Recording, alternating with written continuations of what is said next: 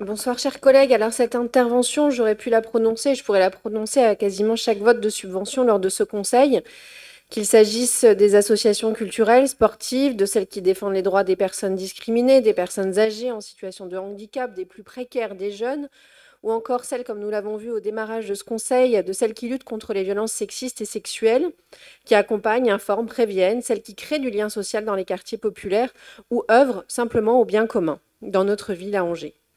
Alors nous connaissons tous la vitalité de notre tissu associatif, mais nous mesurons aussi, je n'en doute pas, sa fragilité croissante.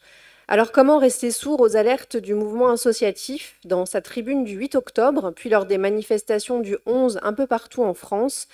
Il a sonné l'alarme. Entre restrictions budgétaires, complexité administrative, remise en cause de leur capacité d'interpellation, augmentation des besoins et fragilisation des bénévoles comme des salariés, une majorité des associations est à bout de souffle.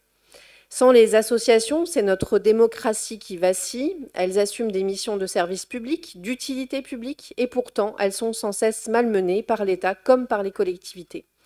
Alors vous objecterez certainement qu'à Angers, nous restons à leur côté. Oui, nous avons voté des budgets supplémentaires pour compenser les coupes régionales, notamment dans le domaine de la culture. Nous continuons à soutenir, comme nous l'avons vu au départ de ce conseil, les associations de lutte contre les violences sexistes et sexuelles.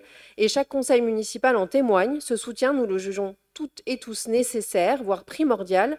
Mais pour combien de temps encore? Car elles le clament haut et fort, ça ne tient plus. Alors nous devons les écouter, les rassurer et surtout agir. Beaucoup d'associations nous le confient. Les postes dédiés à la recherche de financement, les réponses aux appels à projets, la construction de budgets en équilibriste entre les critères des uns et des autres prennent une place démesurée. Au lieu de se consacrer à leur cœur de métier, certaines doivent mobiliser une personne parfois à temps plein uniquement pour naviguer dans le labyrinthe administratif. Alors il est temps d'engager un vrai travail collectif pour repenser nos politiques publiques et simplifier leur quotidien. Donc ce soir, je voudrais qu'on leur redise encore notre compréhension, notre gratitude et surtout notre soutien indéfectible, car elles tiennent malgré tout, mais jusqu'à quand? Merci à vous.